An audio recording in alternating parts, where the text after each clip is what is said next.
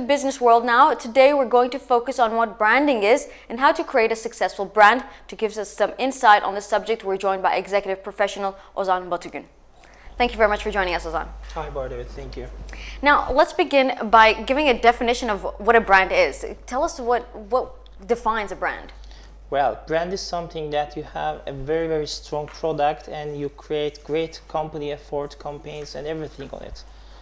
Brand means inspiration for the company, but brand means also the necessities and needs of the customer and of the end user. So brand is something that we're very, very fond of and we like to use in our daily environment very much. So it's what we have all around us on a daily basis. Yes. Okay, so what creates a brand though? Is it, what creates a strong brand maybe? Well, actually you have to have a good product. No market campaign and can invent a brand if it's a mediocre product. First of all, you have to have a strong product. For example, there are some of the drinks, you know, the famous Coca-Cola story. They are the #1 brand in world history now, and according to Interbrand survey in 2010, they are the best brand of the year. But if you just examine Coca-Cola example, they have Nestea, they have Burn, they have Sprite, and they have many various kinds of products. So if you have a good product, then you have a good portfolio also. That's something very important. But on the other hand, brand is something that we perceive very easily. For example, let's take the example of Facebook. You know, it was a platform that was used between Harvard Business School students, but then it became $1 billion brand. And now most of the users are from Turkey. So brand is something that we perceive very much. And on the other hand, if you look at the example of Apple, you know, the legendary fruit apple, but we perceive it as a high-end art. So brand is something that we have some emotional influence on. Yeah, it seems like when we're talking about an apple, you can't even think of the fruit anymore. You have to think of the brand. It's crazy. Yes, and there's one crucial thing. For example, you may use your laptop in any case, but the most serious thing is that when you lose your laptop, you feel sorry for your data. And the laptop itself in the secondary value. But if you lose your MacBook Air or iPad, so then you feel sorry for your product also. So if you make an emotional connection between you and the product, between consumer and the product, then that's what the brand is. So emotions are very critical there. Yes. But how do they create these emotions? How do we get so attached to these brands? Well, that's the role of marketing and that's the key of marketing. And how can I say, they try to create many things, but in Turkey, when we just look at the companies more, we are just lacking something. And for example, if you want to create an excellent brand, you have to make some plans. In Turkey, most of the companies make strategic plans, tactical plans, sales and marketing plans for the next 5 years, for the next 10 years. But we see that most of them forget to make brand plans. So that's a very key issue. And on the other hand, we must separate strategic marketing from daily based operational marketing. In my view, most of the companies should have 2 different marketing departments. One of them should be taking care of the daily sales activities and it should be operational marketing. But there may be some other people that just start to create value for the company for the long-term strategic goals, and that's what branding is. If you just hire a brand manager, a marketing manager, they're just mid-level positions and those people will leave your company in 5 years' time if they don't promote. So you cannot expect them to create your branding strategy knowing their situation. That's a very important key issue, and as Turkish markets, we must focus on this very well. Yeah, I think one of the problems I see in Turkey is that we're very short-term people. Yes. Right? Daily-based living. Daily-based people, yeah. And in different countries, where would you give an example where you can see the best long-term thinking people, yes. Right? On the other hand, branding is very, very different. For example, companies are very, very clever nowadays because, for example, let's take off corporate brands. Let's think of HSBC and Citibank. Being a great corporate brand is something very, very important because corporate brands means sustainability and confidence for the consumer. For example, they buy many local banks, but in a year or two, we just forget the names of the local banks that they buy. And then they came with a slogan saying that they are world's local bank. So that's a very important issue, and they have hundreds of products in their portfolio, but the consumers do not take care of the hundreds of products. They take care of the sustainability and stability of the HSBC or Citibank. That's what is very important. And on the other hand, but there's a very thin line during this period, because some companies are very afraid of the thing that corporate brands may ruin their portfolio during the trouble of one personal item. For example, Siemens in the world just test their products under different names in emerging markets, and if they just succeed and if the product is promising, then they take it to the portfolio of the Siemens and launch it as a Siemens product. So that's a very key issue. So you must be very strict on when you're just making a corporate branding. That is so smart to try it out with a different name, because I mean, if you try it out as your own name and you fail, it kind of gives harm to your own brand. But if you try it out, very, very smart. If I ever have like a branding company, I'm going to do that. Start it with something else. And branding is just all of perception, because in Turkey, when companies are going to create a product or launch a product, they just think of themselves, how our company should do such a thing. But the thing that they should take care of is that what the consumer needs, what the consumer wants. So there's a very, how can I say, big gap in that area. And when companies are just developing their products, the people who are working in the companies or have so great egos that they want the product in the shape that they want it to be. But it should be changing. It should be according to the consumer needs. Right. That's what Dell did in all over the world. And so that's what they are very successful. They have been selling $30 million in 1984, but now they're about 20 million company. And on the other hand, you should change the company's vision according to the market potential and dynamics. For example, Samsung was founded in 1938, but did you know it was just an exporting company of grocery and fish? Grocery and fish, Yes, Samsung, you're kidding. Samsung was just exporting grocery and fish. But then, about 1984, they changed all of their vision, and now they're the digital world leader. And they're about a 20 billion company worldwide.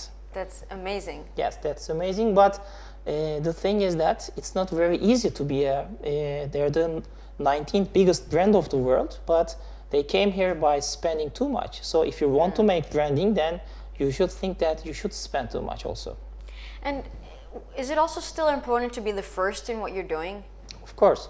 The name of the game is being the first. But for example, think of McDonald's, think of Michelin, think of DuPont. There are many, many brands. They may not be the best in their area, but they were the first. For example, according to a survey of Forbes in 2010, about 80% of the companies that just image what their competitors do just bankrupt in 3 years' time. But the ones that have differentiated themselves have been successful in 350%. So that's a very, very key situation. For example, in one of the lectures of, the famous Bill Gates, one of the students asked him, what can we do to be as rich as you? And the answer was very, very astonishing from Bill Gates.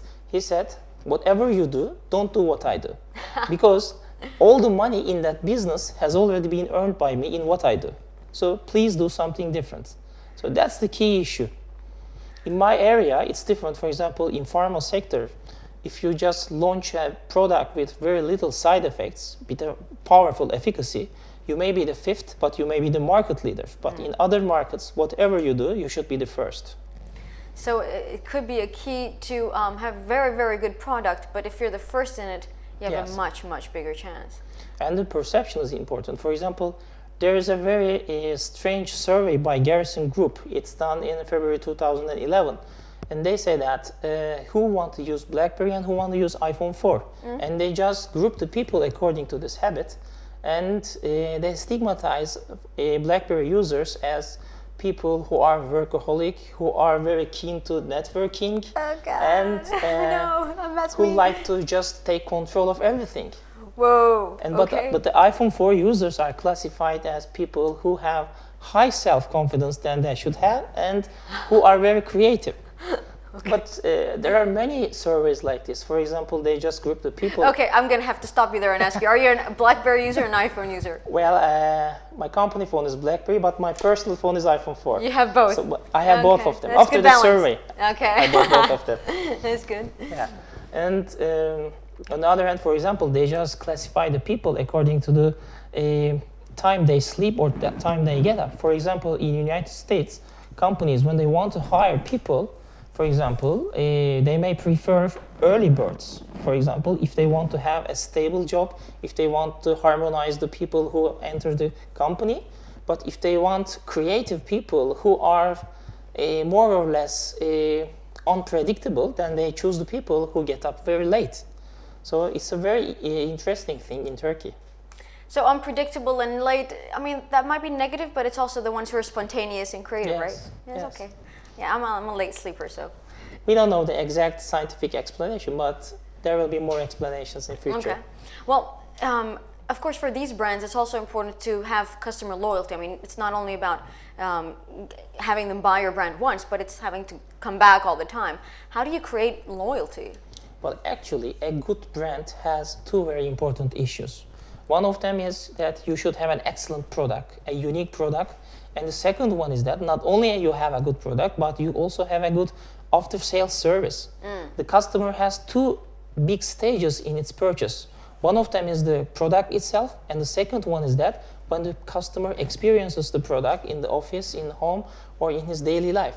So, if you want to win the customer's loyalty, if you want to have continuous purchases, you must just be very good in these two stages.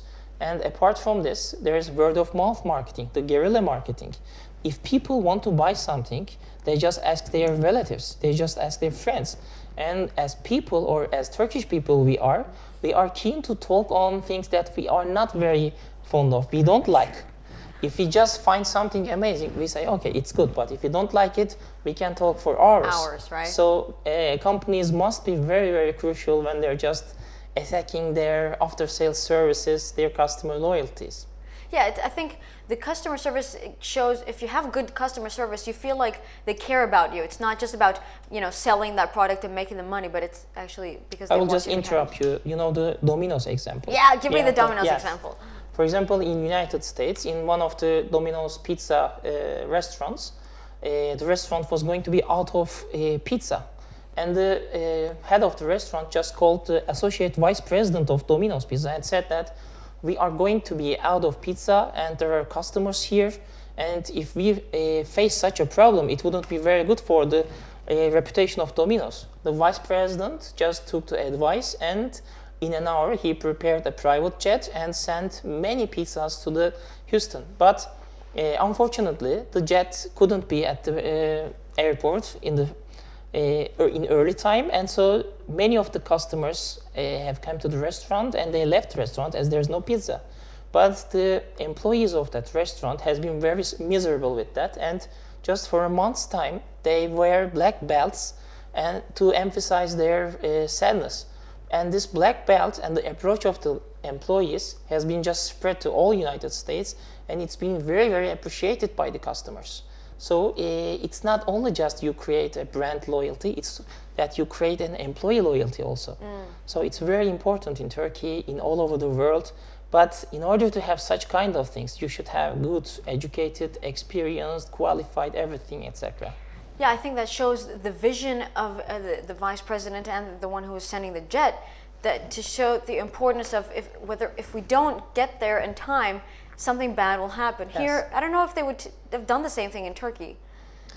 Well, actually, individually, we see that in many times because service sector is very, very developed in Turkey, and I think Turkish people are very customer oriented, very customer focused, have excellent relation and communication specifications. But we should develop our corporate cultures also. We should develop a unique culture all over Turkey also.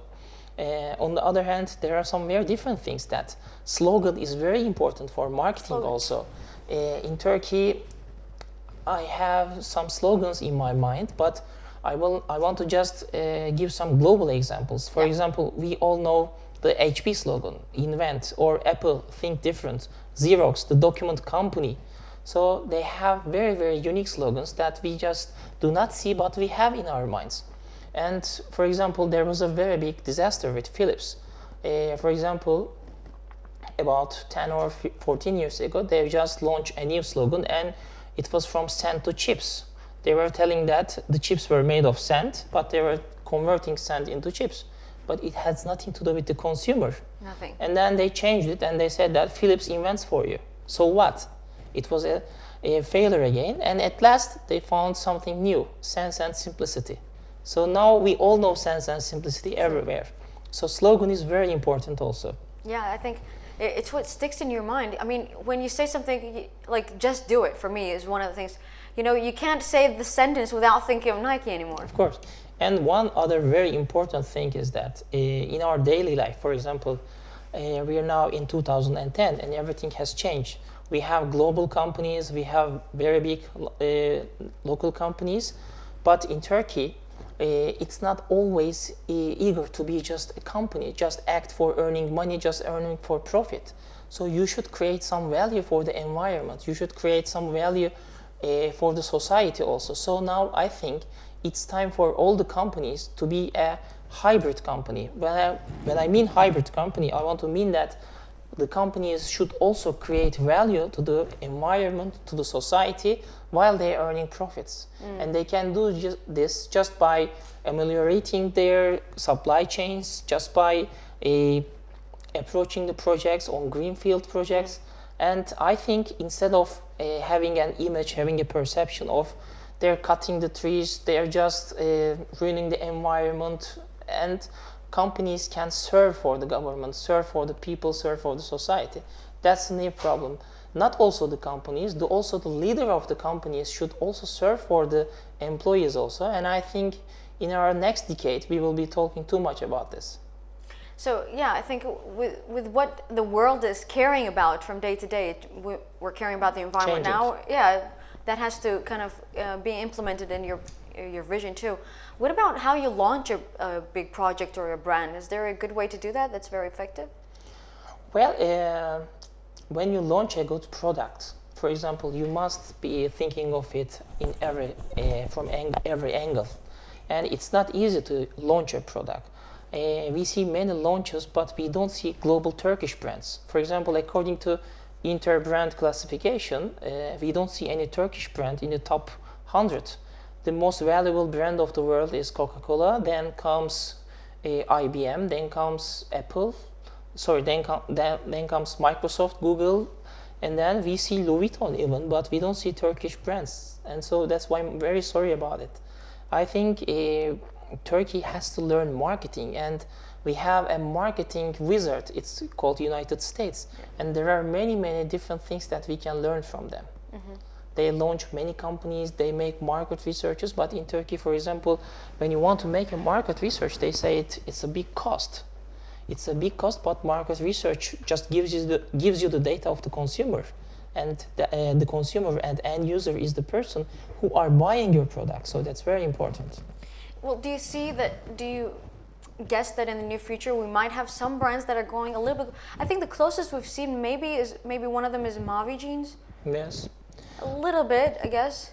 We don't know. We will just look at the Interbrand results and we will interpret it according to it. But there is one brand that I'm very, very fond of, and it's called Pegasus Airlines, because the company has been just in the market for about 20 years, I think, and in their first 15 years, they could carry only 15 million customers. But when the company was acquired by Ali Sabancı, in their first year, they were about to carry 26 million. And, people were afraid that if an aircraft can land to the Sabiha Gökçen airport, and he chose the airport first. But then it brought him that all the Pegasus Airlines just take off in the exact time. So Pegasus is a very good example of branding and a very successful brand, I think. But we have such brands also. For example, Ülker, they bought Godiva, they acquired Godiva, and I think they may be a multinational brand. And I think we will see many different brands in future, but I hope we will be more successful. We will more focus on marketing and long-term strategic issues. So in the near future, it seems we're going in the right direction as Turkey. We're going, but we don't have the eligible personnel yet. We don't want to, how can I say, specify our organizations. We don't want to create new positions, new jobs. We don't want to assign new headcounts. We don't want to spend more money for people. But if you don't invest in people, then you cannot get know-how. For example, I want to give Disney example, if I'm not just crossing my time. Okay, Disney, we know that they're a film studio, but actually when you see that, they're about a 100-year company, and on the other hand, they're now giving trainings on team building, know-how sharing. So it's not only, we know, Disneyland, Euro Disney, or film companies, or Pixar. It's something that gives education, training, that sells something know-how. So it's a, how can I say, period of accumulation and experience that they share. Exactly, which is very, very valuable, I think. Yes, very, very valuable. Well, thank you for all your valuable information that you've given us today. I thank you. Thank you for joining us today. And that brings us to the end of our show today. I'm Michal Bardavit. Stay tuned on 6 News.